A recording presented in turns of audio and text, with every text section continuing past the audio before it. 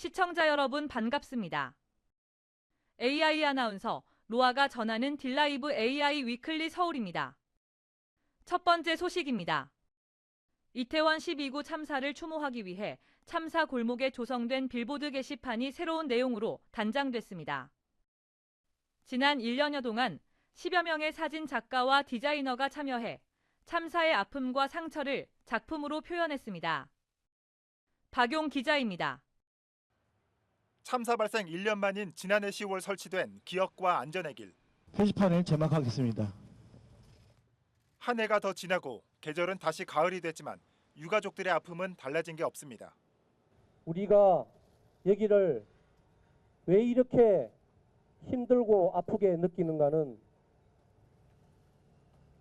이곳을 찾아왔던 아이들이 그렇게 숨을 거두고 많은 부상을 당했는데 왜 여기를 찾아왔느냐, 여기를 왜 놀러 왔느냐라고 말을 하는 그런 모욕적인 이야기들 때문에 너무나 힘들고 가슴이 많이 아팠었습니다. 사고 발생 100일 후 정월 대보름에 타오른 달집에서 작가는 이태원의 아픔을 떠올렸고 흑백 사진 한 장에 그날의 감정을 기록했습니다. 달은 사실 어디에서나 보이잖아요.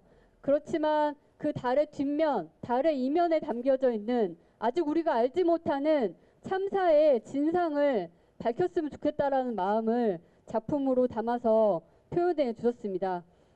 참사 2주기를 맞아 12구 기억과 안전의 길 빌보드가 새롭게 선보였습니다. 우리 사회의 아픔과 상처를 작품으로 표현하는 작가들이 참여한 가운데 외국인 희생자들의 14개 국어로 번역된 메시지와 희생자들의 이름도 게시됐습니다. 올해는 외국인 희생자 가족도 기억과 안전의 길 작품 개막식에 참여했고 유가족들은 참사에 대한 책임자 처벌을 다시 한번 주장했습니다. 길을 걷다가 이렇게 많은 사상자가 생겼는데 책임지는 사람이 없다. 이걸 어떻게 이해해야 되겠습니까? 가슴 깊이 생각하면 분명히 알 수 있을 거라 생각하고 12구 기억과 안전의 길은 참사 골목이 슬픔에만 머물 것이 아니라 기억과 안전의 공간으로 거듭나기 위해 지난해 일주기 때 조성됐습니다. 딜라이브 뉴스 박용입니다. 노원구 월계동 주민들의 오랜 염원이었던 광운대 역세권 개발 사업이 첫 삽을 떴습니다. 오는 2028년까지 전체 사업을 완성하는 것을 목표로 하고 있습니다. 이승준 기자의 보도입니다. 많은 인파가 몰린 이곳, 광운대 역세권 개발 사업 착공식 현장입니다. 단순한 3,000세대의 아파트만 짓는 것이 아닙니다.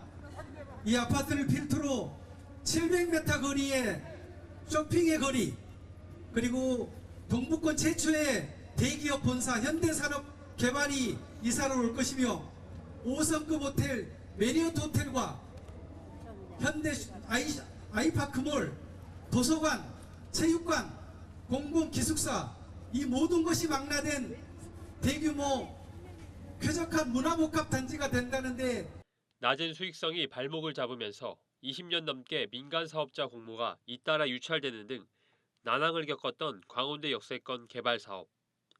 현대산업개발이 최종 입찰자로 선정된 후 마침내 40여 년 만에 첫 삽을 뜨게 됐습니다. 현대산업개발은 이곳에 4조 5천억 원을 투입하는 동시에 본사를 이전할 계획도 함께 추진하고 있습니다. 이 일을 시작하고 16년 걸렸습니다. 정말 40년 동안에 우리 동네의 수건 사업이기도 하고 사업을 시작하고 16년 걸려서 이제 오늘 첫 삽을 뜨는 날입니다.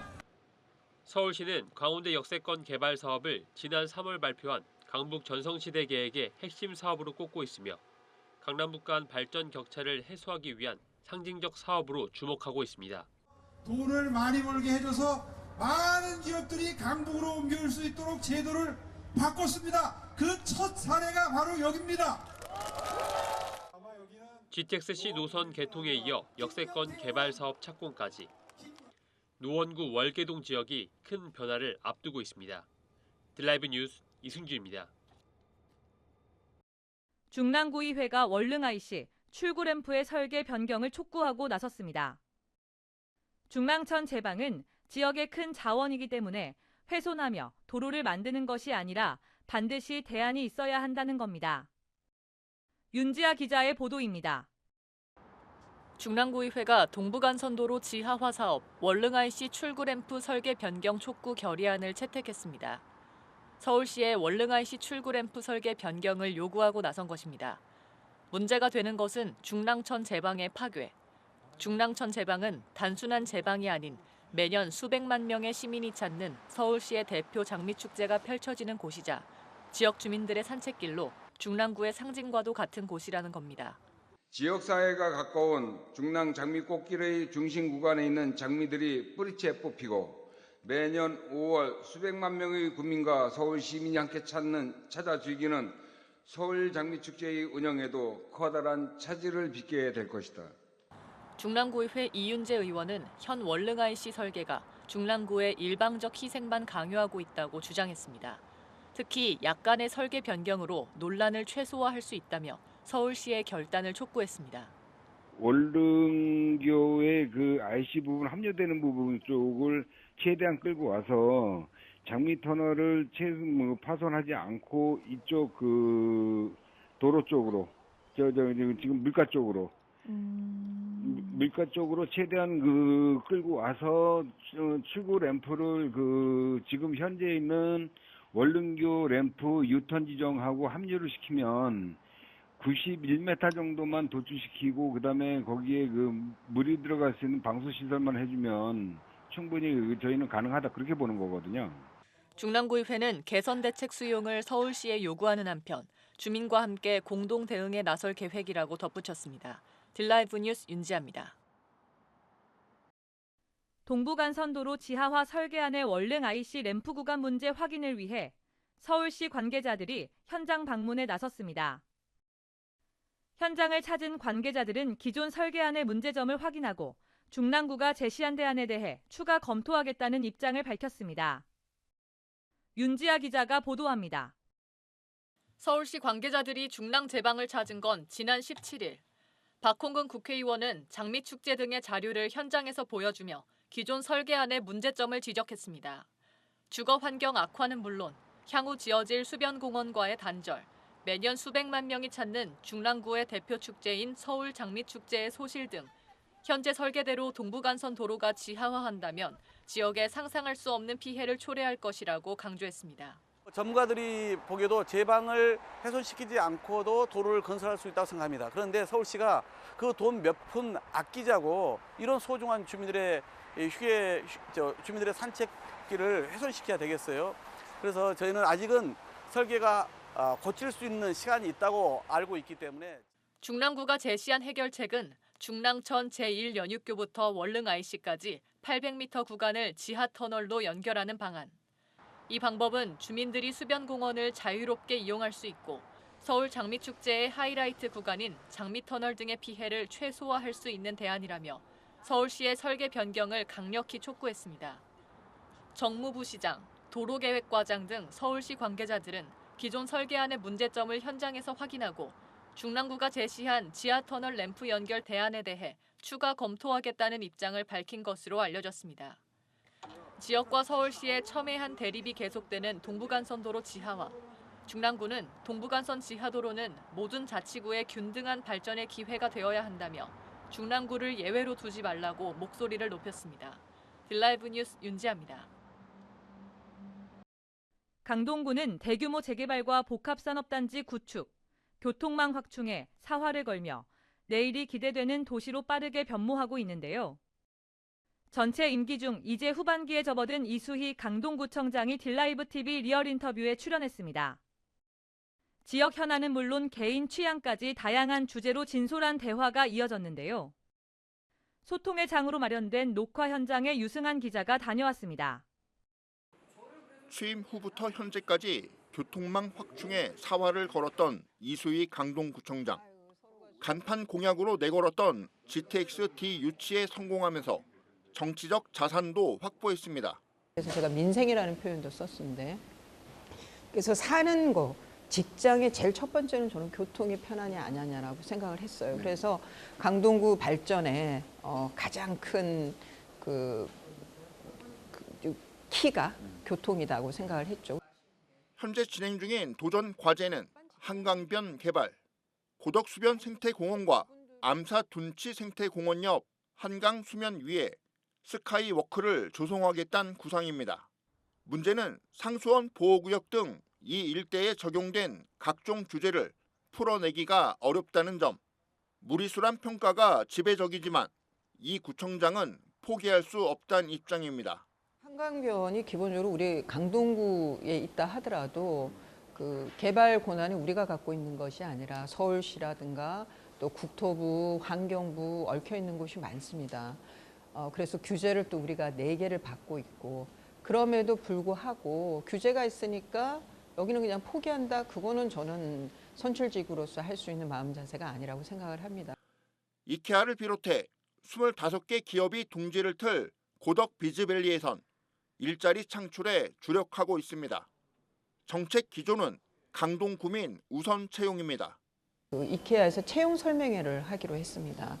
그러니까 거기서 인포에 있는다든가 아니면 계산대든가 아니면 디스플레이 쪽이라든가 이런 업무를 하시는 분들의 40%를 강동 구민들 안에서 채용하도록 그렇게 협의가 되어 있어요. 그래서 저희는 그 40%가 제대로 달성되는지 관리를 할 거고요.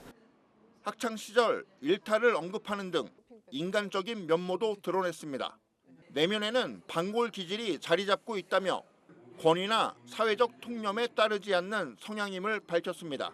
저는 중고등학교 때 늘 공부만 하는 학생은 아니고 이제 다른 중학교 때 무용도 한다든가 고등학교 때는 연극반 활동한다든가 일탈은 아니죠? 일탈도 하죠.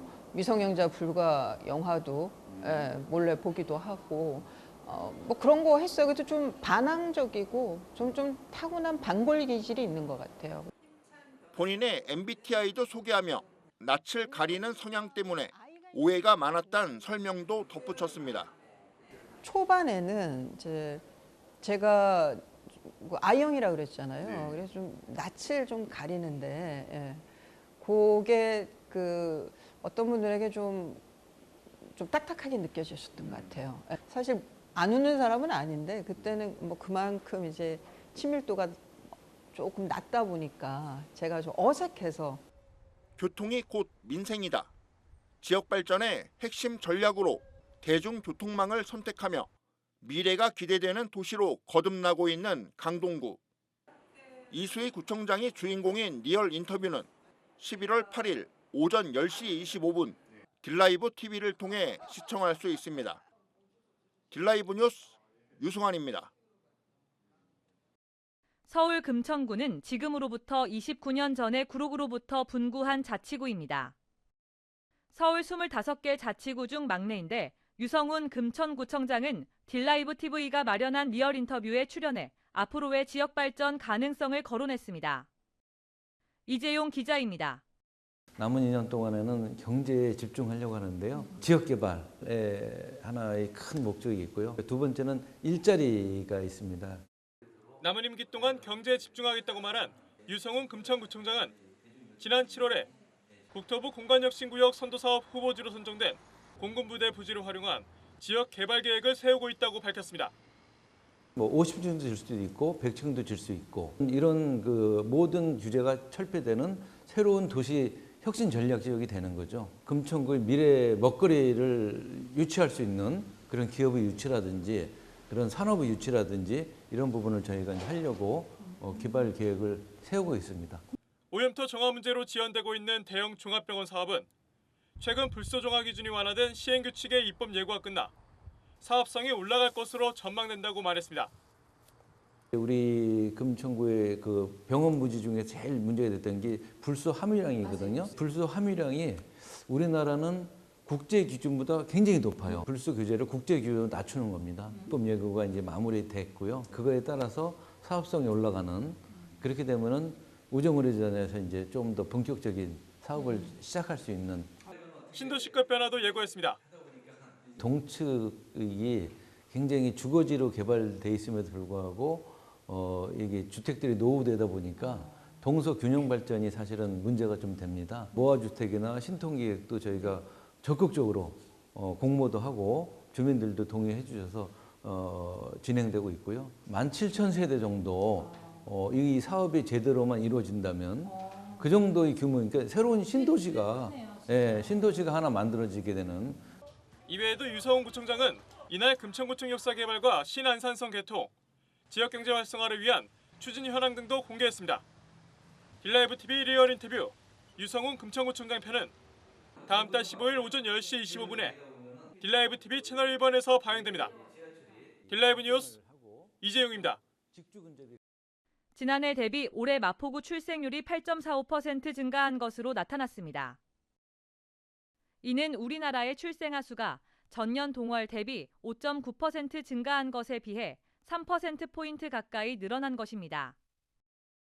특히 2023년 1월에서 9월까지 마포구에서 태어난 신생아는 1,231명이었으나 올해 같은 기간에는 1,335명으로 104명이 더 태어나 8.45% 증가한 것으로 나타났습니다. 마포구는 이 같은 출생아 증가는 지난해 개소한 햇빛센터와 비혼모 지원센터인 척끝센터가 큰 역할을 한 것으로 자체 분석했습니다. 성동구가 유동인구가 급증한 성수역 일대의 안전사고를 예방하기 위해 인파 현황을 실시간으로 확인할 수 있는 유튜브 채널을 개설했습니다. 성동구는 유튜브 채널인 성수역 라이브를 통해 주민들이 성수역 출구 현장 상황을 직접 확인할 수 있도록 할 계획입니다. 이에 따라 성수역 4개 출구 인근에 있는 무인 카메라 영상을 유튜브를 통해 실시간 송출합니다. 성동구는 주민 스스로 인파 현황을 확인해 인파 분산 및 안전사고 예방에 도움이 될 것으로 기대하고 있습니다. 이 시간 준비한 소식은 여기까지입니다. 딜라이브 AI 위클리 서울을 마칩니다. 시청해주신 여러분 고맙습니다.